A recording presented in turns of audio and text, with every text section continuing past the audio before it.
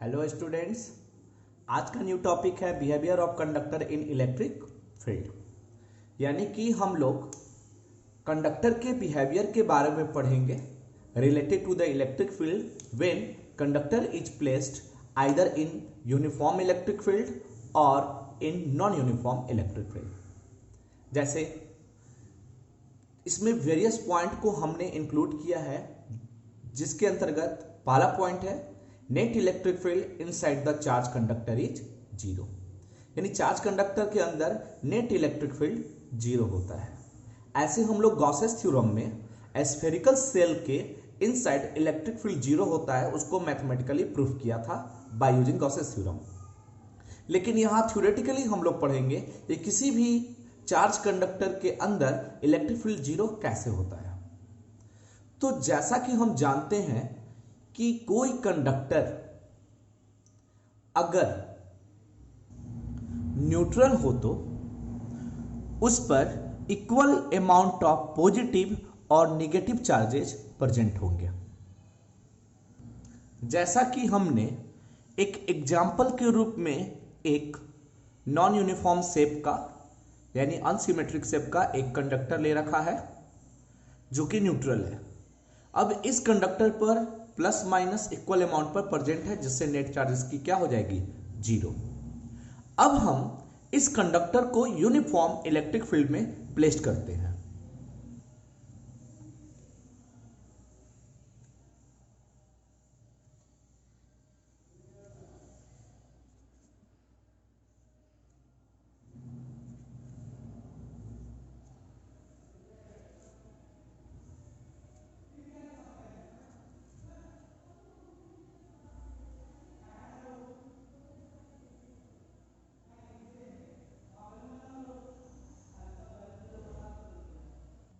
तो इस तरह हमने इस कंडक्टर को इस यूनिफॉर्म इलेक्ट्रिक फील्ड में प्लेस कर दिया।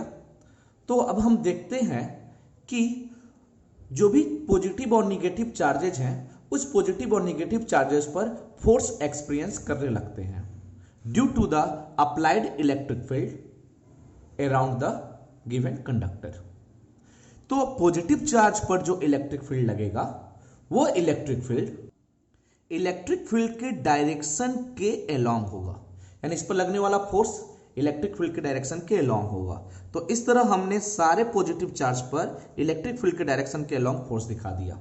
तो जो निगेटिव चार्जेज हैं, उस निगेटिव चार्जेस पे भी फोर्स एक्सपीरियंस करेंगे और वो फोर्स इलेक्ट्रिक फील्ड के डायरेक्शन के अपोजिट होगा।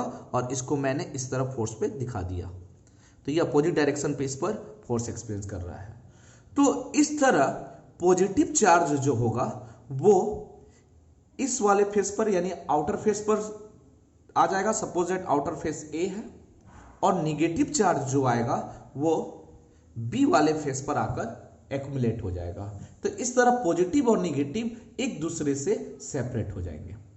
तो इस तरह एक फेस नेगेटिव और दूसरा फेस पॉजिटिव हो जाएगा, just like that.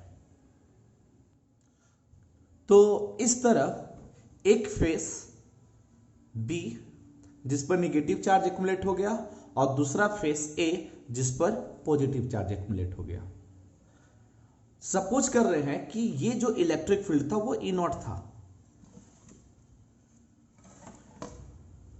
E not means चारों तरफ इसका स्पेस एयर है, तो इलेक्ट्रिक फील्ड को मैंने एयर में ई नॉट के रूप में दर्शा दिया, ई नॉट वेक्टर। तो इस तरह कंडक्टर के अंदर भी एक इलेक्ट्रिक फील्ड इंड्यूस्ड होगा। उस इंड्यूस्ड इलेक्ट्रिक फील्ड को हम पोलराइज्ड इलेक्ट्रिक फील्ड कहेंगे, क्योंकि ये चार्ज इंड्यूस्ड हुआ है एक्सटर्नल यूनिफॉर्म इलेक्ट्रिक फील्ड के वजह से। तो ये जो मौजूदा जो सेपरेट चार्ज है इस कंडक्टर पर, ये चार्ज मिलकर कंडक्टर के अंदर एक नया इलेक्ट्रिक फील्ड बनाएंगे, और वो इलेक्ट्रिक फील्ड का डायरेक्शन अप्लाइड इलेक्ट्रिक फील्ड के डायरेक्शन के अपोजिट होगा। तो उस तरह इलेक्ट्रिक फील्ड को मैंने ईपी वेक्टर से डिनोट कर दिया। EP vector means polarized electric field which are induced inside the conductor while it is placed in uniform electric field. The direction of polarized electric field is opposite to the direction of applied electric field. तो यहां पर opposite कैसे होगा? तो electric field का direction हमेशा positive to negative होता है। तो आप देखिए ए फेस पर कौन सा चार्ज है? पॉजिटिव। बी फेस पर कौन सा चार्ज है? नेगेटिव। तो इलेक्ट्रिक फील्ड का डायरेक्शन प्लस से माइनस, तो इस तरह हमारा डायरेक्शन जो हो गया ईपी वेक्टर का वो हो गया ए टू बी। और इसके अंदर जो इलेक्ट्रिक फील्ड था वो ई नॉट वेक्टर था, वो ई नॉट वेक्टर तो ईपी है। तो इसको हम एडिशनल इलेक्ट्रिक फील्ड भी कह सकते हैं। अब क्या होता है कि जब ये बॉडी कंडक्टर है तो इसके फेस पर जमा हुआ जो चार्ज होगा वो तो इंड्यूस चार्ज कहलाएगा, और ये इंड्यूस चार्ज जो पोलराइज इलेक्ट्रिक फील्ड बनाएगा वही अमाउंट पर बनाएगा जो अमाउंट पर इलेक्ट्रिक फील्ड इसके सराउंडिंग में अप्लाइड किया गया है। यानी इसका अर्थ यह है कि ये जो पोलराइज इलेक्ट्रिक फील्ड का वैल्यू होगा अप्लाइड इलेक्ट्रिक फील्ड के मैग्नीट्यूड के इक्वल होगा। तो इस तरह पोलराइज इलेक्ट्रिक फील्ड अप्लाइड के मैग्नीट्यूड के इक्वल हो गया। तो अब हम लोग इनसाइड द कंडक्टर देखेंगे।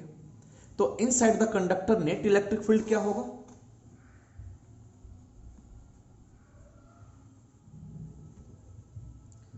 तो नेट इलेक्ट्रिक फील्ड निकालेंगे ई बराबर, तो हम लोग सब्सट्रैक्ट कर देंगे क्योंकि दोनों का डायरेक्शन एक दूसरे के क्या है? अपोजिट है। तो यदि हम इन दोनों को सब्सट्रैक्ट करेंगे अपोजिट डायरेक्शन की वजह से, मैग्नीट्यूड सेम है तो रिजल्ट्स कैंसिल आउट हो जाएगा। तो इस तरह हम कहेंगे कि चार्ज कंडक्टर के अंदर जो इलेक्ट्रिक फील्ड होता है वो जीरो होता है। तो इसी टर्म को हमने थ्योरी के फॉर्म में नोट्स के लिए समझाया है, जो इस प्रकार है। When a conductor is placed in electric field E naught, just like that, E naught में इस कंडक्टर को प्लेस कर दिए, then electric force is experience on free electrons on that conductor. यानी कंडक्टर के जो फ्री इलेक्ट्रॉन है उस पर फोर्स एक्सपीरियंस करेगा, वो फोर्स का वैल्यू इलेक्ट्रॉन पर F is equal to minus E into E naught. इसका रीजन क्या है कि जो फोर्स लगेगा वो अप्लाइड इलेक्ट्रिक फील्ड के डायरेक्शन के क्या होगा? अपोजिट होगा, और जिसके वजह से एक जगह निगेटिव और एक जगह पॉजिटिव चार्ज, यानी एक फेस निगेटिव हो गए और एक फेस पॉजिटिव हो गए।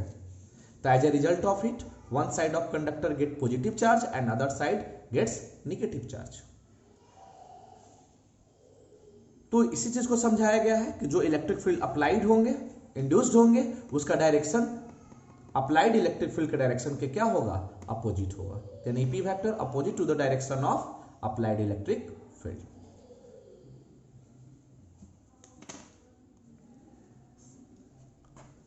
अगर हम कंडक्टर की बात करें, देखा हुआ है कंडक्टर के केस में ईपी और ई नॉट इक्वल होगा। अगर नॉन कंडक्टर होता तो ये वैल्यू इक्वल नहीं होगा। आज जैसे ही ये इक्वल होगा तो ये मैग्नीट्यूड एक दूसरे के जैसे एडिशनल नेचर के रूप में हमने दिया है, दोनों का साइन अपोजिट है, तो माइनस की वजह से ये नेट जीरो हो गया। और एक चीज ध्यान रखिएगा, ये जो ईपी है पोलराइज इलेक्ट्रिक फील्ड, इसको हम एडिशनल इलेक्ट्रिक फील्ड कहेंगे। हालांकि इसका डायरेक्शन अप्लाइड के डायरेक्शन का अपोजिट है, इस वजह से नेट इलेक्ट्रिक फील्ड जीरो हो गया। लेकिन यही हम लोग इलेक्ट्रिक फील्ड अप्लाइड करते हैं नॉन कंडक्टर के अक्रॉस, तो नॉन कंडक्टर के अंदर नेट इलेक्ट्रिक फील्ड जीरो नहीं होगा। कारण यह है कि जितने भी निगेटिव और पॉजिटिव चार्ज इंड्यूस्ड होंगे, वो निगेटिव और पॉजिटिव चार्ज जो इलेक्ट्रिक फील्ड क्रिएट करेंगे उस नॉन कंडक्टर के अंतर्गत, उसका मैग्नीट्यूड अप्लाइड इलेक्ट्रिक फील्ड के मैग्नीट्यूड से कम होगा। तो इस तरह for non conductor polarized electric field is less than applied electric field E naught. Net electric field inside the conductor, तो इलेक्ट्रिक फील्ड का डायरेक्शन तो अपोजिट होगा ही नॉन कंडक्टर के केस में भी, लेकिन ये जो साइन है, जितने भी इंड्यूस चार्ज हैं, वो इंड्यूस चार्ज वो इलेक्ट्रिक फील्ड के अमाउंट को अप्लाइड इलेक्ट्रिक फील्ड के अपेक्षा कम बनाएगा। तो इस तरह ई नॉट माइनस ईपी का जो वैल्यू होगा जीरो के इक्वल नहीं हो पाएगा, क्योंकि ई नॉट बड़ा है और ईपी छोटा है, तो वैल्यू ई नॉट का ही बचेगा। तो इस तरह कंडक्टर के अंदर जो इलेक्ट्रिक फील्ड होता है वो बाहर के इलेक्ट्रिक फील्ड की अपेक्षा घट जाता है, कम हो जाता है, तो इसको हम लोग less than E not vector लिख सकते हैं। तो hence in this case the net electric field inside the conductor get reduces. Behaviour of conductor in electric field के अंतर्गत नेक्स्ट टॉपिक है nature of electric field lines when A spherical conductor is placed in uniform और non uniform electric field. कहने का मतलब यह हुआ कि अगर हम एक स्फेरिकल कंडक्टर को किसी यूनिफॉर्म और नॉन यूनिफॉर्म इलेक्ट्रिक फील्ड में प्लेस करते हैं तो इलेक्ट्रिक फील्ड लाइंस रीडिस्ट्रीब्यूट होंगे। तो रीडिस्ट्रीब्यूशन से जो लाइंस का अरेंजमेंट होगा वो शेप हम लोग पढ़ने वाले हैं। तो पहला कंडीशन है फॉर यूनिफॉर्म इलेक्ट्रिक फील्ड, यहां पर एक स्फेरिकल सेल है और इसके सराउंडिंग में मैंने अप्लाइड यूनिफॉर्म इलेक्ट्रिक फील्ड दिया। तो ऐसी स्थिति में जो इलेक्ट्रिक फील्ड होगा वो तो सीधा होता, लेकिन इस कंडक्टर की वजह से ये इलेक्ट्रिक फील्ड लाइंस इसके सरफेस के परपेंडिकुलरली बेंड कर जाएंगे। यानी ये जो शेप है इस पर टेंजेंट ड्रॉ करेंगे तो ये इलेक्ट्रिक फील्ड लाइंस परपेंडिकुलर होना चाहिए। क्यों? क्योंकि इलेक्ट्रिक फील्ड लाइंस कंडक्टर के सरफेस पर परपेंडिकुलर होता है और inside the spherical shell electric field 0 हो जाएगा। तो ऐसी स्थिति में यहां पर कोई फील्ड लाइंस नहीं होंगे। और उसी तरह हम आउटर रीजन में देखें नेक्स्ट फेस की ओर तो इलेक्ट्रिक फील्ड लाइंस पहले की तरह ही होंगे, पहले फेस पर जैसा है वैसा ही होगा, बस शेप थोड़ा बेंड करेगा और इस तरह बेंड करेगा कि ये जो फील्ड लाइंस है इसके हर एक सरफेस पर परपेंडिकुलर हो। तो यदि हम सेंटर से दिखाएं तो सारा सेंटर को ज्वाइन करेगा, जितने भी बेंड हुए हैं सारे सेंटर से मिलेंगे। तो ये हमारा शेप जो इलेक्ट्रिक फील्ड लाइंस का प्राप्त हो गया वो यूनिफॉर्म इलेक्ट्रिक फील्ड का है। जब हम लोग स्फेरिकल सेल को यूनिफॉर्म इलेक्ट्रिक फील्ड में रखेंगे तब। तो इस तरह इलेक्ट्रिक फील्ड लाइंस इस फेस पर इनवर्ड डायरेक्शन में है और इस फेस पर आउटवर्ड डायरेक्शन में लाइज करेगा। तो ये वाला फेस निगेटिव और ये वाला फेस पॉजिटिव। निगेटिव और पॉजिटिव होने का रीजन क्या है? क्योंकि ये जो स्फेरिकल कंडक्टर था वो शुरू में अनचार्ज था, तो अनचार्ज होने की वजह से इस पर इक्वल अमाउंट ऑफ पॉजिटिव और निगेटिव होगा। तो उस पॉजिटिव और निगेटिव पर जो फोर्स लगेगा तो निगेटिव पर जो फोर्स लगेगा वो इलेक्ट्रिक फील्ड के डायरेक्शन के अपोजिट, जिसके वजह से ये इस वाले फेस पर एक्युमुलेट होगा निगेटिव चार्ज और ये फार वाले फेस पर पॉजिटिव चार्ज एक्युमुलेट होगा, जैसा कि अभी हम लोगों ने पढ़ा था। उसी तरह इसी कंडक्टर को अगर हम नॉन यूनिफॉर्म इलेक्ट्रिक फील्ड में रखें, यानी कि इस कंडक्टर के आगे किसी पॉइंट पर मैंने एक पॉइंट चार्ज रख दिया, तो पॉइंट चार्ज की वजह से जो इलेक्ट्रिक फील्ड होता है वो नॉन यूनिफॉर्म होता है। तो ये जितने भी लाइन साइडेड दिखाए गए हैं वो पहले इस चार्ज का इलेक्ट्रिक फील्ड है, लेकिन जब हम इस कंडक्टर को रख दिए तो जो शेप मिल रहा है वो इस फॉर्म में मिल रहा है। तो यही इलेक्ट्रिक फील्ड लाइंस, जैसे देखिए, जैसे ये इलेक्ट्रिक फील्ड लाइन सीधा जाता, लेकिन कंडक्टर की वजह से ये इलेक्ट्रिक फील्ड लाइंस इधर चला जाएगा। क्यों? क्योंकि इस इलेक्ट्रिक फील्ड को जैसे ही रखेंगे तो एक फेस पर निगेटिव और एक फेस पर पॉजिटिव, तो निगेटिव चार्जेस की वजह से इलेक्ट्रिक फील्ड लाइंस उस चार्जेस की तरफ आकर बेंड करने लगेंगे और इस तरफ बेंड करेंगे कि इलेक्ट्रिक फील्ड लाइंस उसके प्लेन के परपेंडिकुलर हो। तो जब हम इसको उसी लाइन के अलोंग ज्वाइन करेंगे तो वो रेडियस से जाकर मिलेगा, क्योंकि रेडियस सरफेस पर परपेंडिकुलर होता है।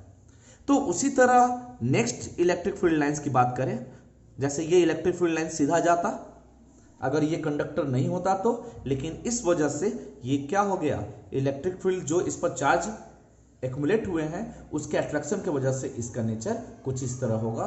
तो ये हमारा नॉन यूनिफॉर्म इलेक्ट्रिक फील्ड में इलेक्ट्रिक फील्ड लाइंस का रीडिस्ट्रीब्यूशन था, रीशेप था, जब हम किसी कंडक्टर को प्लेस करते हैं। इसी टॉपिक के अंतर्गत जो नेक्स्ट पॉइंट है, when charge Q is placed at the centre of a spherical conducting shell, यानी कि एक कंडक्टिंग सेल के इनसाइड किसी पॉइंट पर कोई चार्ज प्लस Q प्लेस्ड करेंगे तो इलेक्ट्रिक फील्ड का शेप कुछ इस फॉर्म में होगा। अगर ये कंडक्टिंग सेल है जिसका ये कुछ थिकनेस है, उस कंडक्टिंग सेल के सेंटर पर जब मैंने चार्ज Q रखा तो इलेक्ट्रिक फील्ड स्ट्रेट लाइन के रूप में एग्जिस्ट कर रहा है इनसाइड, और आउटसाइड भी स्ट्रेट लाइन के रूप में है, लेकिन बीच वाले पार्ट पर, जैसे कंडक्टिंग सेल के पार्ट पर इलेक्ट्रिक फील्ड लाइन डिसअपियर हो गया। यानी कि ब्रोकन लाइन के रूप में रिप्रेजेंट किए हैं। इसका कारण ये है कि कंडक्टिंग बॉडी के अंदर कोई इलेक्ट्रिक फील्ड नहीं होता, तो इस कारण इसके वजह से इसके अंदर कोई इलेक्ट्रिक फील्ड नहीं होगा, तो कोई इलेक्ट्रिक फील्ड लाइंस नहीं दर्शाएंगे। अब यहां पर निगेटिव चार्ज और पॉजिटिव चार्ज दर्शाया गया है। हालांकि ये कंडक्टर जो था वो न्यूट्रल था, वो चार्ज इंड्यूस चार्ज है, इस पॉजिटिव चार्ज की वजह से आया। तो इस इनर वाले फेस पर निगेटिव चार्ज इस पॉजिटिव चार्ज के अट्रैक्शन की वजह से इंड्यूस्ड होगा और रिपल्सन की वजह से आउटर फेस पर पॉजिटिव चार्ज होंगे। और ये जो चार्ज का अमाउंट होगा जो इंड्यूस चार्ज है वो इंड्यूसिंग चार्ज के इक्वल होगा, यानी प्लस क्यू के इक्वल होगा। तो इसको समझते हैं कि ये चार्ज का मैग्नीट्यूड कैसे इक्वल हो जाता है। इसके लिए हमने इसी कंडक्टिंग बॉडी के अंदर एक डॉटेड लाइन स्फीयर के रूप में बनाया, जिसको हम गॉसियन सरफेस का नाम देते हैं। तो इसको हम गॉसियन सरफेस कंसीडर कर लिए। अब देखिए, गॉसियन सरफेस ये कंडक्टर पर है, और जैसा कि हम जानते हैं कंडक्टर के अंदर इलेक्ट्रिक फील्ड जीरो होता है। जब इलेक्ट्रिक फील्ड जीरो होगा तो इलेक्ट्रिक फ्लक्स भी जीरो होगा। जब इलेक्ट्रिक फ्लक्स जीरो होगा तो गॉस थ्योरम से नेट चार्ज भी जीरो होना चाहिए। अब हम इस गॉसियन सरफेस के अंदर टोटल चार्ज काउंट करते हैं।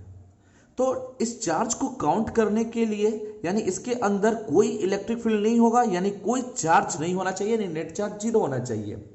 तो यदि यह प्लस क्यू चार्ज है और इस चार्ज को जीरो लाना होगा, तो उतना ही अमाउंट ऑफ चार्ज इसके सरफेस पर इंड्यूस्ड होगा, तभी तो ये मैग्नीट्यूड जीरो हो पाएगा। तो इसी आधार पर हम कह सकते हैं कि इसके जो सरफेस पर चार्ज इंड्यूस होते हैं वो equal amount of charge induce होते हैं, जो कि पॉइंट चार्ज इसके सेंटर पर रखा गया है, और वही अमाउंट ऑफ चार्ज इसके आउटर फेस पर एक्युमुलेट हो गया। अब ये जो चार्ज पॉजिटिव, इसकी वजह से electric field lines outward direction में दर्शा दिया गया, और यहां पर इस नेगेटिव चार्ज के लिए इलेक्ट्रिक फील्ड लाइंस इनवर्ड हो रहा है और इसके लिए आउटवर्ड हो रहा है। तो ये हमारा इलेक्ट्रिक फील्ड लाइंस का शेप हो गया। लेकिन ये स्ट्रेट लाइन के रूप में तभी मिला जब इसको हम सेंटर पर रखते हैं। अब एक बात ध्यान रखने वाला है, यदि हम चार्ज को सेंटर के अलावा किसी और भी पॉइंट पर रखें इनसाइड, तो जो चार्ज का मैग्नीट्यूड है वो माइनस क्यू ही इंड्यूस्ड होगा, उसका अमाउंट नहीं बदलेगा, बट जो इलेक्ट्रिक फील्ड लाइंस है उसका शेप कुछ और होगा, जो इस तरह है। When charge Q not lies at the center of conducting spherical cell, मान लीजिए इसके सेंटर की अपेक्षा कहीं और मैंने Q चार्ज को प्लेस कर दिया। तो जब मैंने प्लस Q चार्ज को प्लेस कर दिया तो जो भी इलेक्ट्रिक फील्ड लाइंस होने चाहिए वो इलेक्ट्रिक फील्ड लाइंस इसके सरफेस के परपेंडिकुलर होने चाहिए। तो उसी आधार पर जो निगेटिव चार्ज है, जैसे मान लीजिए प्लस चार्ज को मैंने इस फेस के नजदीक रखा, तो जिसके वजह से निगेटिव चार्ज का एक्युमुलेशन इधर ज्यादा होगा with respect to accumulation of negative charge there far face. ये इनर फेस की बात हो गई। उसी तरह कंडीशन आउटर फेस पे भी होगा। तो जो चार्जेज होंगे ये पूरे टोटल चार्ज को काउंट करेंगे तो उसका मैग्नीट्यूड माइनस क्यू, और इसके आउटर फेस पर जितने चार्ज होंगे वो मिलाकर प्लस क्यू। तो इस वजह से जो इलेक्ट्रिक फील्ड लाइंस होंगे वो कुछ इस फॉर्म में एग्जिस्ट करेंगे, और इन साइड में इलेक्ट्रिक फील्ड लाइन लाइज नहीं करेगा, क्योंकि कंडक्टर के अंदर इलेक्ट्रिक फील्ड जीरो होता है। नेक्स्ट पॉइंट है कि यदि कोई एक कंडक्टिंग स्फेरिकल सेल है जिस पर चार्ज पहले से Q डैश प्रेजेंट है, और उस कंडक्टिंग स्फेरिकल सेल के सेंटर पर हम कोई चार्ज प्लस Q रख देते हैं, तब देखते हैं कि इलेक्ट्रिक फील्ड लाइंस क्या होगा, और साथ में उस पर जो चार्ज इंड्यूस्ड होंगे उसका अमाउंट इनर और आउटर फेस पर क्या होता है। तो सबसे पहले जो चार्ज Q डैश है वो अगर हम इस कंडक्टिंग स्फेरिकल सेल को दे देते हैं, और इसके अंदर अगर ये चार्ज कंसीडर करते हैं कि अभी नहीं हो, तो ये Q डैश चार्ज इसके आउटर फेस पे ही लाइज करेगा। क्यों? क्योंकि due to the electrostatic force of repulsion all charges reside at the outer face of the conducting body. यानी जितने भी चार्ज होंगे इसके आउटर फेस पर लाइज करेंगे। अब हम इसके सेंटर पर प्लस क्यू चार्ज प्लेस कर देते हैं। जैसे ही प्लस क्यू चार्ज प्लेस करेंगे सेंटर पर, तो इसके इनर फेस पर निगेटिव चार्ज इंड्यूस्ड होंगे और आउटर फेस पर पॉजिटिव चार्ज इंड्यूस होंगे, और दोनों का मैग्नीट्यूड इसी के मैग्नीट्यूड के इक्वल होगा। तो इस तरह इनर फेस पर जो टोटल चार्ज हो गया माइनस क्यू, और आउटर फेस पर जो टोटल चार्ज हो गया क्यू डैश प्लस क्यू के इक्वल हो गया। और ऐसी स्थिति में जो इलेक्ट्रिक फील्ड लाइंस होगी वही इलेक्ट्रिक फील्ड लाइंस होगा जो मैंने इसके पहले वाले टॉपिक में बताया था, जस्ट लाइक ये वाला फिगर है। इसी तरह इसके अंदर ये इलेक्ट्रिक फील्ड लाइंस लाइज करेगा। Same situation conducting spherical shell के अलावा अगर हम कोई नॉन यूनिफॉर्म कोई कंडक्टिंग कैविटी वाला बॉडी रख देते हैं और उसके अंदर वो बॉडी भी चार्ज है क्यू डैश, और उसके अंदर कहीं पे प्लस क्यू चार्ज प्लेस कर दे, तो जो चार्ज का अमाउंट होगा आउटर फेस पर वह क्यू डैश प्लस क्यू के बराबर होगा, और उसके इनर फेस पर जो चार्ज होगा वह माइनस क्यू होगा। Then we can say that when a charge Q is placed in a cavity of conductor, the charge on the outer face of conductor is q dash plus q, and there inside it becomes minus q. अब behaviour of conductor in electric field के अंतर्गत जो next topic है, at the surface of charge conductor electric field must be normal to the surface at every point. इस चीज को हम लोगों ने पहले भी पढ़ रखा है। यहां ये टॉपिक बोलता है कि यदि हम किसी चार्ज कंडक्टर के बारे में बात करें तो चार्ज कंडक्टर के सरफेस पर जो इलेक्ट्रिक फील्ड होगा वो हमेशा उसके सरफेस के नॉर्मल ही होगा। तो इस चीज को समझने के लिए हमने एक इलेक्ट्रिक फील्ड लाइंस कंसीडर किया। वो इलेक्ट्रिक फील्ड लाइन इसके सरफेस के परपेंडिकुलर नहीं है। अगर ये नॉर्मल नहीं होगा तो इसके दो कंपोनेंट होंगे। ये सपोज दैट इसके सरफेस से थीटा एंगल बना रहा था, तो इसका दो कंपोनेंट, एक ई कॉस थीटा सरफेस के अलोंग और ई साइन थीटा सरफेस के परपेंडिकुलर। तो सरफेस के अलोंग वाले इलेक्ट्रिक फील्ड के वजह से यहां पर जो भी फ्री इलेक्ट्रॉन्स होंगे इसके सरफेस पर, वो इस इलेक्ट्रिक फील्ड के वजह से मूव करना शुरू कर देंगे। यदि अगर ये इलेक्ट्रिक फील्ड एग्जिस्ट करता तो, लेकिन यहां पर जितने भी चार्ज कंडक्टर पे होते हैं सारे स्टैटिक होते हैं, रेस्ट में होते हैं, कोई चार्ज मूव नहीं करता है। तो इसका कारण यह है कि इस डायरेक्शन में कोई इलेक्ट्रिक फील्ड एग्जिस्ट नहीं करेगा।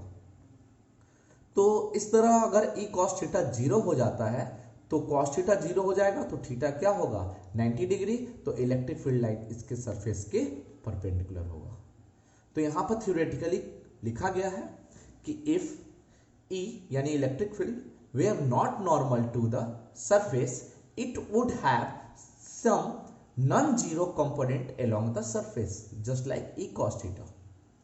Free charges on the surface of conductor, जो कंडक्टर पर फ्री चार्जेज होंगे, would then experience a force, यानी उस पर एक फोर्स एक्सपीरियंस होगा, और उस जो फोर्स होगा उसका value Q is cos theta हो जाएगा यदि चार्ज Q हो तो, और चार्ज इलेक्ट्रिक फील्ड के डायरेक्शन के अलॉन्ग मूव करेगा या उसके अपोजिट इलेक्ट्रॉन्स के लिए सोचे तो इलेक्ट्रॉन्स अपोजिट मूव करेगा और पॉजिटिव चार्ज इसी इलेक्ट्रिक फील्ड के डायरेक्शन के अलॉन्ग, लेकिन ऐसा कुछ नहीं होता इन द स्टैटिक सिचुएशन।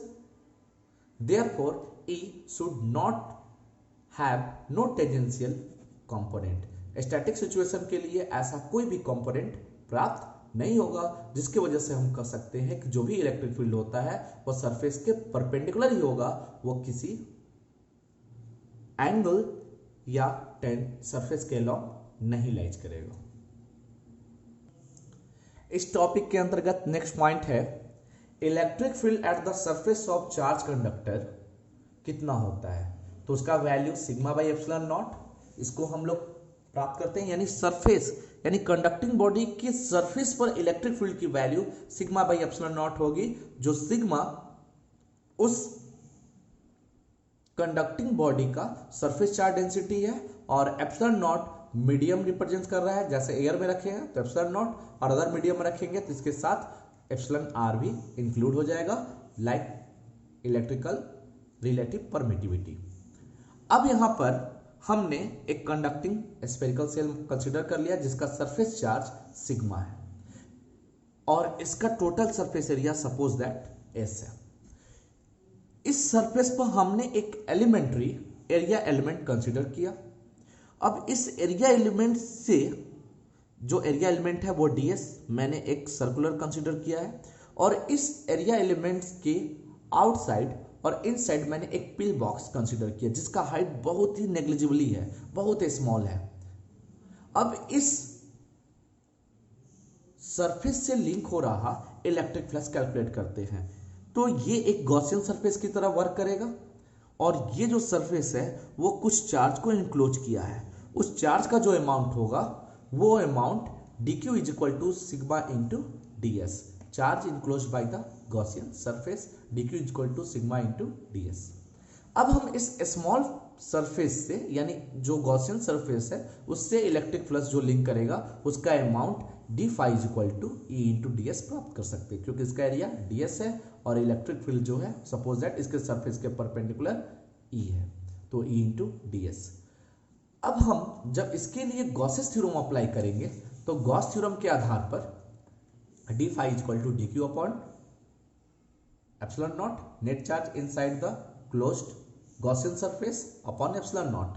तो dq की वैल्यू सिग्मा इंटू ds थी और ये रिजल्ट्स एप्सिलॉन नॉट, और d फाई का जो वैल्यू आया e इंटू ds मैंने प्लेस कर दिया। तो इस तरह ds cancel out, then e is equal to sigma upon epsilon naught. तो यह ध्यान रखिएगा ये हमने जस्ट इसके सरफेस पर कंसीडर किया है, तो इससे एकदम मिनिमम हाइट पर, एकदम बिल्कुल नेग्लिजिबल हाइट पर उठाकर ये हमने सरफेस कंसीडर किया और उसके लिए इलेक्ट्रिक फील्ड निकाला। वो electric field sigma by epsilon not जो उसके सरफेस पर होगा।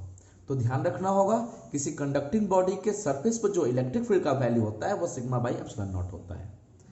अगर सिग्मा ग्रेटर देन 0 हो तो जो इलेक्ट्रिक फील्ड होंगे वो नॉर्मल टू द सरफेस होंगे ही, लेकिन आउटवर्ड डायरेक्शन में। अगर यही लेस देन 0 होगा तो नॉर्मल होगा इनवर्ड डायरेक्शन में।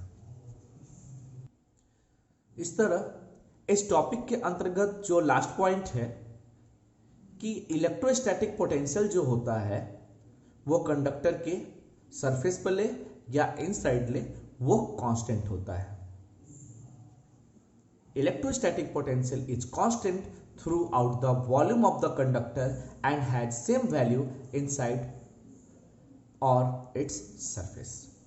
यानी सरफेस और इनसाइड जो इलेक्ट्रिक पोटेंशियल होंगे वो कांस्टेंट होंगे। थ्योरेटिकली समझते हैं कैसे होते हैं। जैसा कि हम जानते हैं कि किसी भी चार्ज कंडक्टर या कोई भी कंडक्टिंग बॉडी को इलेक्ट्रिक फील्ड में रखते हैं या कोई चार्ज कंडक्टर होता है तो उसके अंदर कोई इलेक्ट्रिक फील्ड एग्जिस्ट नहीं करता है, यानी नेट इलेक्ट्रिक फील्ड 0 होता है। जब इलेक्ट्रिक फील्ड 0 होता है और साथ साथ ये भी पढ़े हैं कि कोई भी tangential component of electric field exist नहीं करते हैं, तो ऐसी स्थिति में कोई भी वर्क डन नहीं होगा जब किसी चार्ज को हम मूव कराएं, जैसे हम फिगर के रूप में देखते हैं।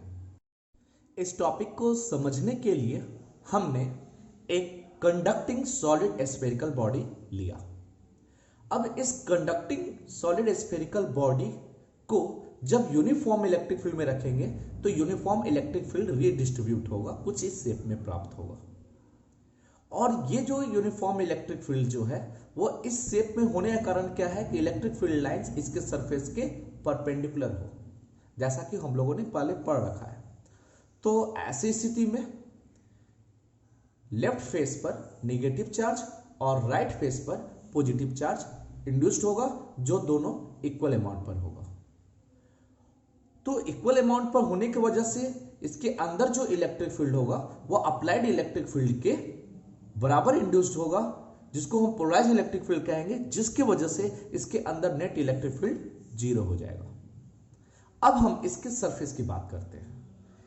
अगर हम कंडक्टिंग बॉडी के सरफेस की बात करें तो कंडक्टिंग बॉडी के सरफेस पर इलेक्ट्रिक फील्ड जो होता है वो परपेंडिकुलर होता है, टेंजेंशियल डायरेक्शन में लाइज नहीं करता, जिस वजह से कोई फोर्स भी टेंजेंशियल डायरेक्शन में यानी इस सरफेस के अलोंग लाइज नहीं करेगा। अगर हम किसी चार्ज यानी यूनिट चार्ज को ए पॉइंट से बी पॉइंट की ओर शिफ्ट करते हैं तो सरफेस के अलोंग मूव करेंगे तो कोई फोर्स एग्जिस्ट नहीं कर रहा है, जिसके वजह से कोई वर्क डन भी नहीं होगा जब यूनिट चार्ज को ए से बी की ओर मूव करे। तो वैसी स्थिति में जो वर्क डन होगा from A to B, this becomes 0। यदि हम पोटेंशियल डिफरेंस की डिफिनेशन के बारे में बात करें तो पोटेंशियल डिफरेंस कहता है कि delta V is equal to work done per unit charge, और ये जो वर्क डन होना चाहिए फ्रॉम द गिवन पॉइंट्स।